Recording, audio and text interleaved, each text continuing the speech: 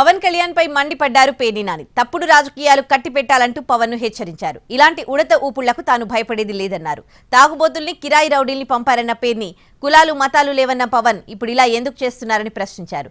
మచిలీపట్నం పోలీసులకు కూడా పేర్ని వార్నింగ్ ఇచ్చారు. పోలీసులు ఇలాంటి వారికి సహకరిస్తే ఊరుకునేది లేదన్నారు. వారు ఇలాగే వ్యవహరిస్తే బందర్లో హింస రాజకీయాలు మొదలవుతాయని హెచ్చరించారు పేర్ని.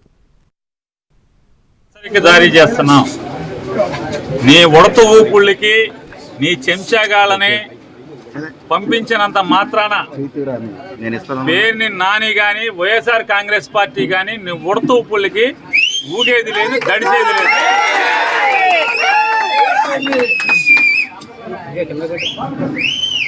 రాజకీయాల్లోకి సినిమా నటుడై 4 డ్యాన్స్లు వేసి నువ్వు వచ్చి నీ ఇష్టానుసారం ఎవరిని పడితే వాళ్ళని నోటుకొచ్చినట్టు మాట్లాడచ్చు.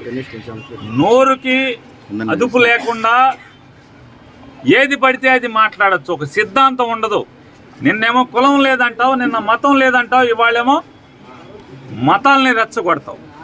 హిందువులందరూ బయటికి రండి, అదే చర్చిలోనో మసీదులోనో ఏదైనా జరిగితే వాళ్ళందరూ రోడ్డెక్కరా, వాళ్ళకు చూసి వాళ్ళకున్న ఐకమత్యం కూడా హిందువులకు ఉండదా అని మాట్లాడుతుంటే ఈ రకంగా సమాజంని కులాల పరంగా మతాల పరంగా ఎన్నికల ముందు వరకు కులాల పరంగా రెచ్చగొట్టి ఇవాళ మతాల పరంగా రెచ్చగొట్టేటువంటి దౌర్భాగ్య నీచ రాజకీయాలు చేస్తున్నటువంటి పవన్ కళ్యాణ్ని ఎండగట్టాను.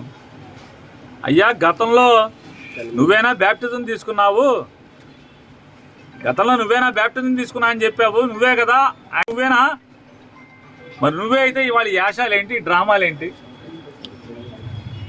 అంతకుముందు యాశాలేంటి, అంతకుముందు భాష ఏంటి, అంతకుముందు డ్రామాలేంటి? ఇవాళ ఒక బాధ్యతాయుతమైనటువంటి ఉప ముఖ్యమంత్రి పదవిలో ప్రభుత్వంలో ఉండి బాధ్యత లేకుండా ప్రవర్తించటం ఇది సిగ్గుమాలినతనం కాదా అని నేను ప్రశ్నిస్తే